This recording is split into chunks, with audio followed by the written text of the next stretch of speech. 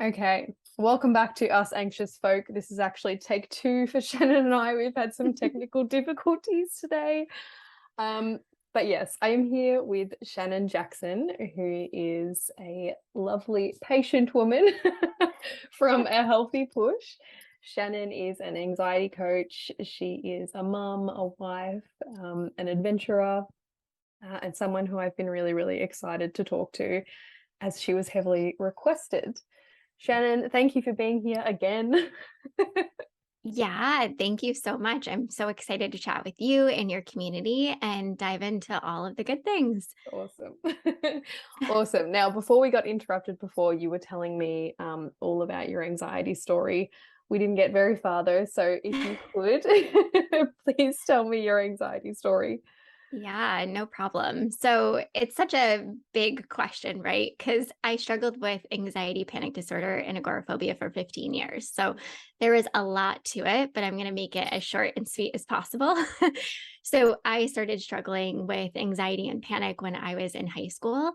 I had had some bouts of anxiety prior to, but nothing that is panic. And so when I was in high school at a track meet, I had my first panic attack. And just like, you hear, I had no idea what was going on. I was so scared. I thought that I was maybe having an asthma attack. I felt like short of breath and shaky and hot and sweaty and just like the full blown, I have to get out of here. I don't know what to do. What is happening to me?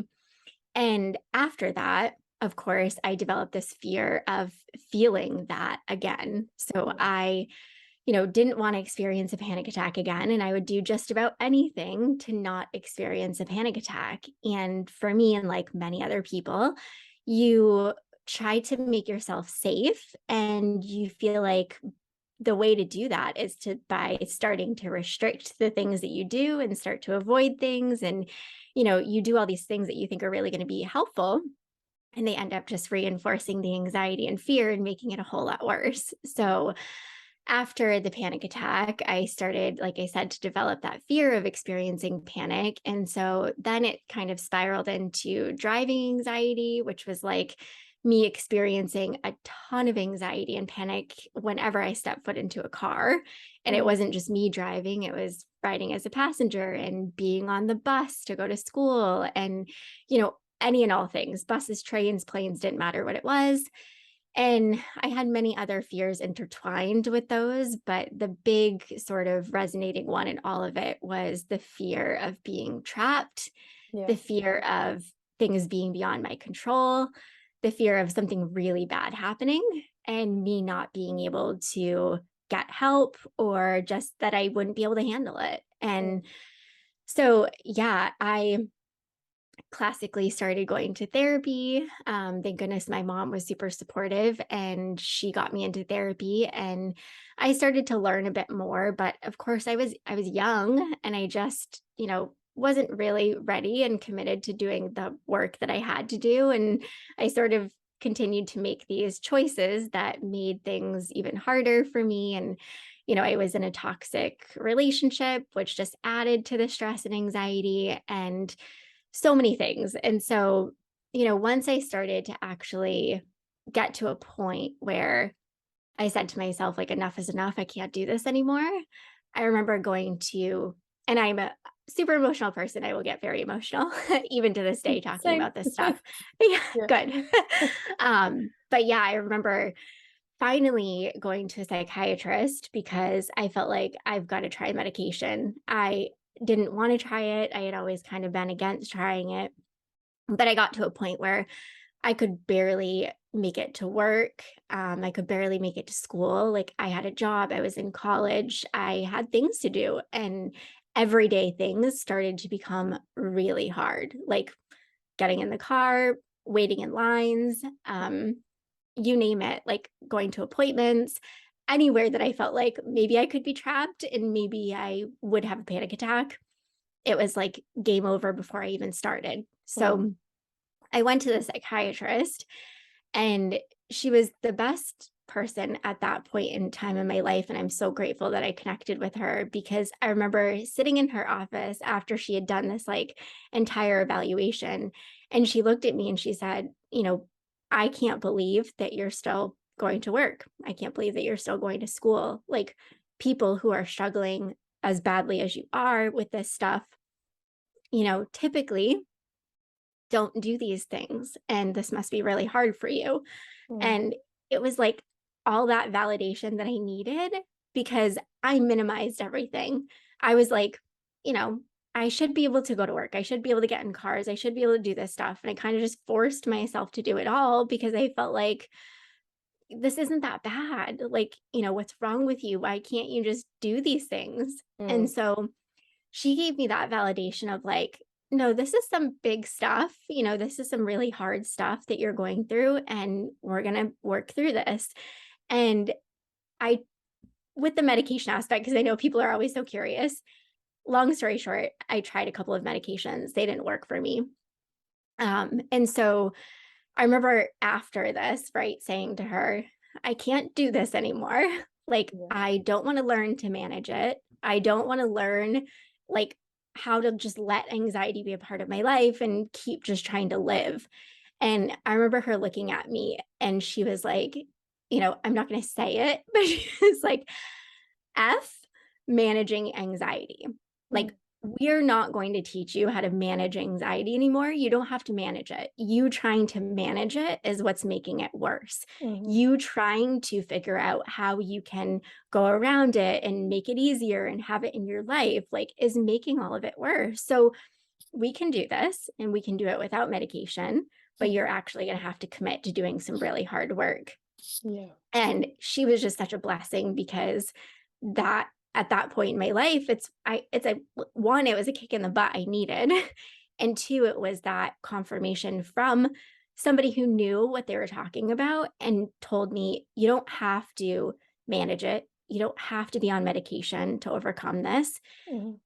I just want to, put a plug in there. I wish medication had worked for me. If it had, I would have taken it gladly. No problem. Like, no shame in taking medication. If it works for you, like, more power to you. Take the medication. But, so it really gave me a new perspective.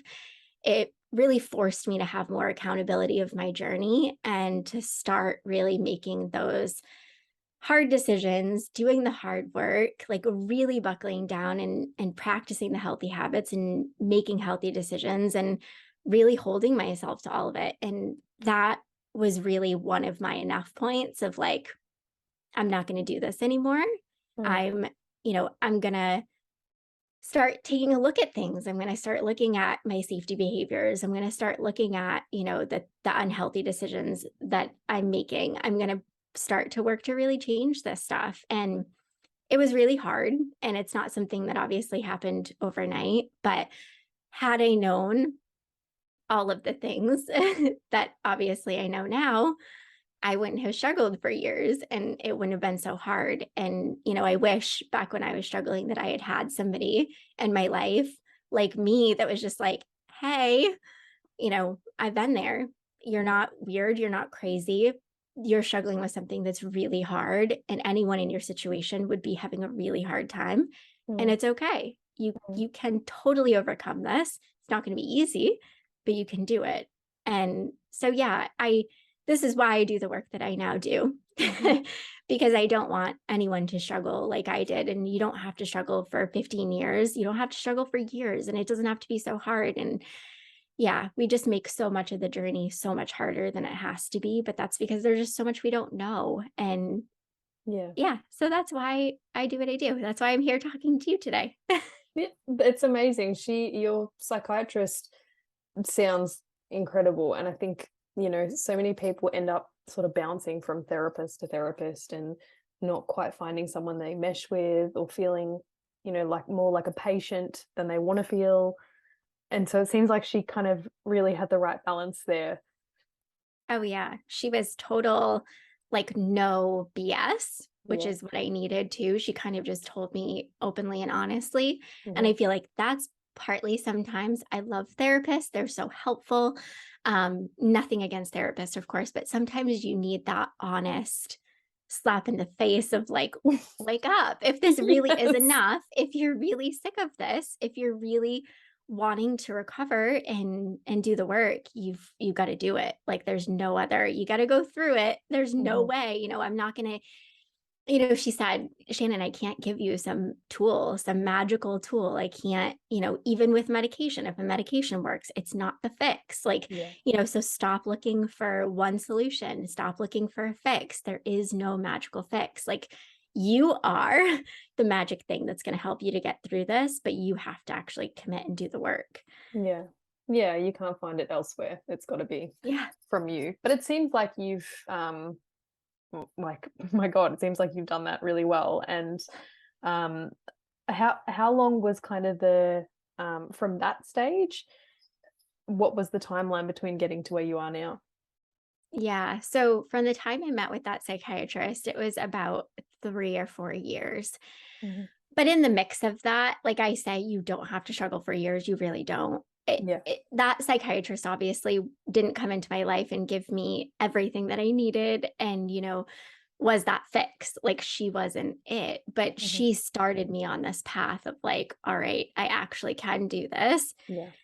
I actually can figure this out. I don't have to continue struggling with this, but I've got to commit and actually do the work. And for a long time, that was a big issue for me. I like, as much as I said, I want to overcome this and I want to do this, I wasn't actually serious about it many times. And I wish, in retrospect, that I would have gotten my stuff together and just done what I had to do. But a lot of the stuff that you have to do is really, really hard. And Yeah. unless you're on that level of really like, I'm done, I'm just going to do the hard stuff and I'm not going to look back, Mm. you do end up struggling for a lot longer than you have to. Yeah. I think a lot of the time we forget that it's it's going to feel unnatural, and we forget that our body's natural inclination is to turn away from that discomfort. And so we're like, Mm. why do I keep resisting change? Why do I keep, not doing the things that I need to do to get better? Because your body's kind of pushing you in that direction. Yeah. Yeah. It's all those old pathways that worked for you so well at one point, right? Like avoiding, Mhm. reassurance seeking, distracting, running away, like all those things at one point worked, but then they stopped working. And then I realized all these things that I'm doing to get control and to keep myself safe are actually continuing me on this path Mhm. of fear and anxiety and panic. And, being able to just recognize that was huge, that no, no, no, it actually is my actions, my behaviors. It's not something that, you know, is something that I can't figure out or fix. But I think too, the other piece was like recognizing, which took me a long time to recognize, was like, it's not me that needs to be fixed. It's my Yeah. relationship with anxiety that needs to be fixed. Yes. And for a long Amen. time, yeah, for a long time, right, I thought it's me. Like there's something wrong with me. Yeah. Like I need to fix this. And, my approach of thinking that I was broken or weak or incapable, it wasn't any of that. I beat myself up all the time. I treated myself horribly, which Mhm. only made things worse. And, it wasn't me that ever needed fixing. It was just how I responded to the anxiety, how I responded to the symptoms. Your response is so big in the recovery journey, and we often don't recognize that Mm. how we respond is either what's going to have anxiety continuing to show up, or it's going to have it get that message of like, hey, I see you. I don't need you. You can go Mm. on your way now. Yeah. But that's really, really tough. Yeah, it is. It's a hard, like, yeah, like you said, those pathways, when you're used to walking them, it's hard to say, I don't need to walk this pathway anymore. It's safe to actually go Mm. this way. Um, Yeah. yeah. Yeah. Cause it's like what you were saying, when you do start pushing back against those old pathways, your brain naturally is like, what are you doing? Yeah, This this is isn't what we wrong. do. Yeah. Yeah. This is not what we do. Like sound the alarms. And, Yeah. when you start, instead of seeking reassurance and instead, pausing and looking inward, the alarms like go off and you're like, well, like what? I was told that this would be helpful. I've been told this is what I should do, but this feels really awful and this feels worse. Mm-hmm. And oftentimes that's where people get stuck, right? Is they're like, I'm starting to feel more, things feel harder. This doesn't feel right. You know, it Yeah. doesn't feel like I'm doing the right thing. Am I doing the right thing? Mm. And it's like, yeah, of course your brain is going to have a really hard time with these new healthy approaches because it's been so used to doing something for however long. You know, for me, it was years, over a decade of me responding in one particular way. So my brain, of course, was like, nope, don't do that. Yeah. Like, you're not going to feel these emotions. You're not going to sit with anxiety. You're not going to let it in because that equals, you know, more anxiety and panic. And it took me a long time to realize, nope, I can actually sit with anxiety. I can actually just allow it in. I can actually like feel anxious and I can do this and I'm okay. Yeah. But, you know, because of the feelings, right? The sensations, the symptoms, it feels really horrible. It's real. What you're feeling is real. And so, of course, you're like, oh, I don't want to feel this way. Like, I'm not going to, you know, and that's when people are like, oh, okay, I'm just going to revert back into those old behaviors. Yeah. And that's what I did for a long time. Like, I'd revert back and then I'd think, okay, cool. I have some short-term relief. I'm feeling better. Mm-hmm. And then it was like, you know, finally that realization of, oh my gosh, Shannon, look what you've been doing for years. And, you know, being gentle with myself and being compassionate and being like, okay, it's okay. You know, what you've been doing, it clearly isn't working. It hasn't been working. Like, we're going to keep trying this new way. And even though it feels really uncomfortable and feels worse, it's actually leading us to where we want to be. So you've got to keep practicing this. And that's really uncomfortable, of course. Yeah. I just want to rewind to where you said you were continuing to work, because I'm the same as your psychiatrist. Like, that blows my mind because I can, you know, I can guess how you probably would have been feeling and how hard that would have been to navigate. Were you were working in healthcare at the time? I know you recently left your role. Yes. Yeah. And it's very interesting to me that in a time when you probably found it really hard to care for yourself, you would have been caring for others. Yeah, it was so hard. And I remember, you know, I was always that person too that just pulled it together, right? I'm going to act natural. I'm going to hide everything that I'm going through and I'm just going to make people think that I'm okay. And really what I was trying to do was try to convince myself that I was okay, that like, you know, this isn't happening. You're just going to keep doing all the things. And honestly, one of the big, you know, my psychiatrist did ask me, like, Shannon, why are you continuing to do all of this? Because I did have a lot on my plate. Like, I was working, I was in school, I was in college, like I was doing a lot. And I said, well, and I get very emotional about this, but you know, I looked at her and I said, I feel like if I don't keep going, if I don't keep doing all this stuff and I just stay home, that I'm going to be home and I'm not going to go anywhere and I'm not going to do anything. And to me, that was way scarier than the thought of continuing to go to work and continuing to go to school while struggling with all this really hard stuff.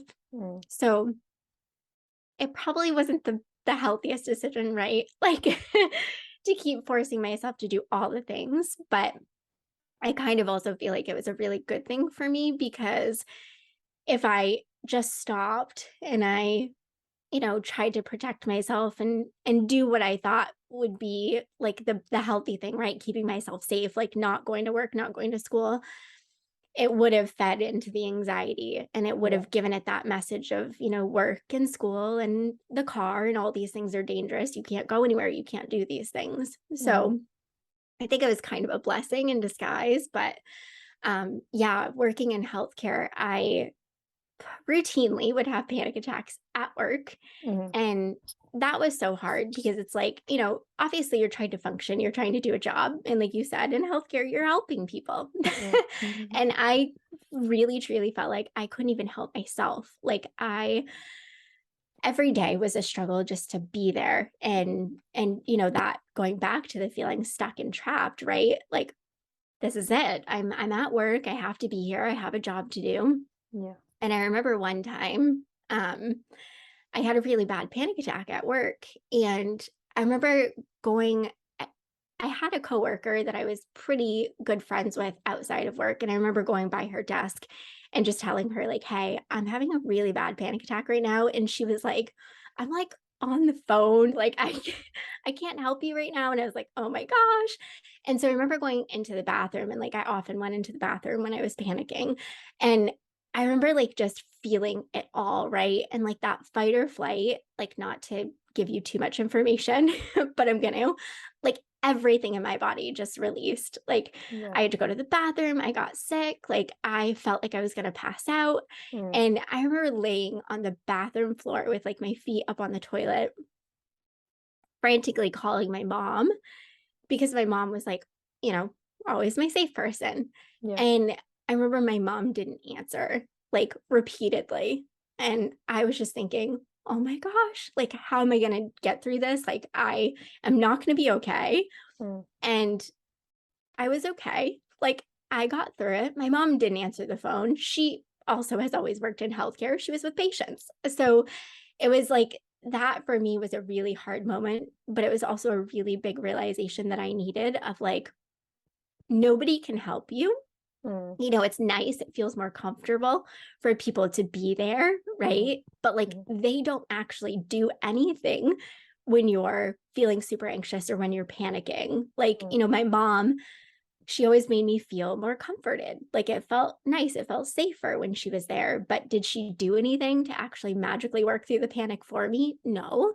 So that was really a good realization for me of like, okay, even if this is bad, right? Even if this panic attack is bad, I'm going to get through it and I can work through it and I don't need anyone else. Like I I can feel all the discomfort and Mm. I don't have to, you know, freak out. I don't have to try to figure anything out. I don't have to try to get help. Like I can feel this and I Mm. can work through it. And yeah, that was a really, really hard moment for me. And of course, I was like, I can't believe you didn't answer your phone, mom. Where were you? You know, right, right. But it was good for me because Yeah. yeah, you so often look outward, right? When you're Mhm. feeling really anxious, and especially when you're having a panic attack, you're just like, anyone help me. Or, you know, in some instances, it's ironic, right? I would go in the other direction of like, Mm. if I was in a car full of people, I would do anything not to let the people know what was going on within me. Yeah, Like, that's me. yeah, I'm like, I'm like fine. This is fine. right. Like nobody in this car is going to know that I am like on a level 8 right now Yeah. and afraid that I'm going to pass out, that I'm going to like, you know, freak out, that Mm. I would hide it. And so yeah, it's funny because, you know, with people that you feel safe and comfortable with, it's often like help me, like I want Mm. you here. But then when you know, you're around people you're not so comfortable with or trust as much, it's like I'm going to do anything to make you not know what I'm going through right now. Yeah. And so all of it, I mean, I think the message in all of that really is like I wish I would have been more vulnerable. I wish I would have let people actually into my world and know how hard things were for me and what I was actually going through. And I wish I wouldn't have hid it Mm. as much as I did. I wish I would have, you know, because I think a big fighter of fear is vulnerability and allowing yourself to actually be seen for who you are, what you're struggling with. All of that can really just be so beautiful in the sense that it gives you more support. It Mm. gives you an opportunity to like just let yourself breathe and let yourself struggle and not try to hide it and not try to fight it and like, you know, not try to make it seem like I'm fine, everything's fine when you're so far from fine. Yeah. Yeah. And so has that been I know it's been a learning curve for me, especially as a mum. You can probably relate to that. Like finding that balance in your relationships of sort of like taking responsibility for yourself, but also being vulnerable and you know, letting it be okay to struggle. Like how have you managed your relationships, I guess, and finding that balance? Yeah. I think one of the biggest questions that I get asked is like, Shannon, like, when is it okay to lean on somebody and when is it not okay, right? Because I Yeah. think we struggle with The boundaries. well, yeah, is this reassurance seeking, or is it okay for me to just tell somebody how I'm feeling? Mm, And, I think you really have to check in with yourself, right? When you're seeking um that reassurance, that tell me I'm safe. You really have to ask yourself, am I doing this in a way where I'm seeking for the other person to make me feel better? I'm mm, seeking for the other person to make the anxiety go away. Like I'm mm, seeking for the other person to like fix this, right? And that was oftentimes what I did was I'm not just telling you to like be vulnerable and to just say like, hey, I'm having a really hard time right now. Like I don't need you to do anything. It was, I'm not feeling well right now. I'm super anxious and I'm on the verge of panic and I want you to help me fix this. mm, So I think slowing down and checking in with yourself of like, what am I looking for here, can be really helpful because I think that there is a lot of beauty in vulnerability in the sense that it can be really helpful if you're just being vulnerable to be vulnerable and not looking for anything, right? Like mm. you're not looking for, tell me that this is going to be okay and that I'm going to be okay and that nothing's wrong and that, I'm not dying. Just being able to say, hey, I'm feeling super anxious. This is what it's looking like. I don't need you to do anything. Mm, And this was like huge for me in teaching the people around me and even my mom, who had been through this stuff when she was actually in her early 20s, of like telling them, I know that you're going to want to help me, but a lot of the times the help that you're giving me is enabling me. And mm, so telling them, if I tell you that I'm just feeling anxious, I don't want you. I don't need you to do anything. I'm not looking for you to distract me. I'm not looking for you to tell me that, everything is okay. Like, I just want to say how I'm feeling. And it would be nice for it to just be validated, right? Like, yeah. hey, I'm sorry that you're really struggling right now. I'm here. I'm Mm, here. I'll listen. If there's anything you need, let me know. But, really making that delineation of I'm just needing to get out how I'm feeling and setting that boundary of like, I don't need you to do anything. I don't need you to fix this for me mm, versus, I'm getting this out, but I'm like really just wanting you to fix this. I'm really wanting you to make the anxiety go away. I'm wanting you to help me yeah. because you don't need that, right? But you think so much that you need that in the moment. Mm, So I think, yeah, those two things can be really helpful to just slow down and like, look, what am I actually seeking? What am I looking for? And I think just in general, the not working so hard to hide things yeah. and really not telling people like, I mean, it's okay. Like we all have things that we struggle with.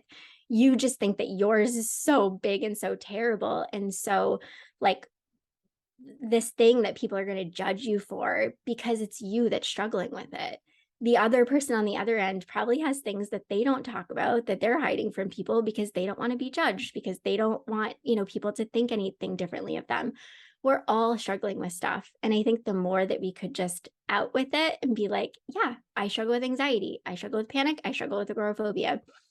I'm working on it. I'm doing the best that I can, but Mm, this is what things look like for me right now. And this is what's hard for me. And just being able to say that stuff, like huge. I say the world would be much more peaceful and happy if we just allowed ourselves to be vulnerable and we didn't tried to hide everything and anything. yeah. Yeah. I totally agree. Sorry, I just got a pop up on my screen Yeah. about the Zoom meeting. No, I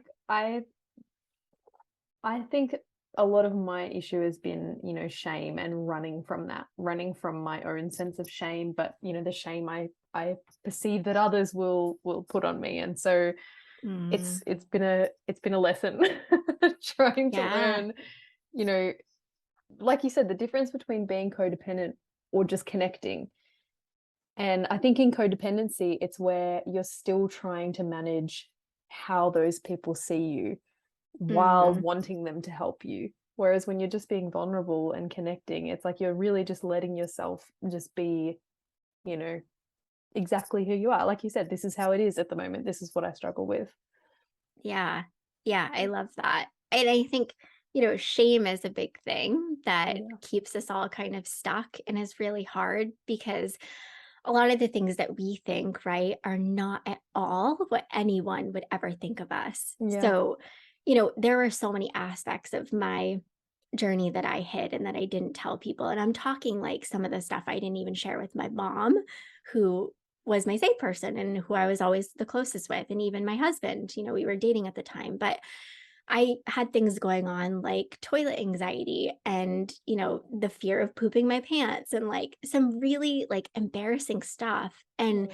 I remember starting to talk about some of that stuff after years, right? And telling people, hey, this is actually a fear that I have. And I know that it's silly, but like it is what it is. And Mm.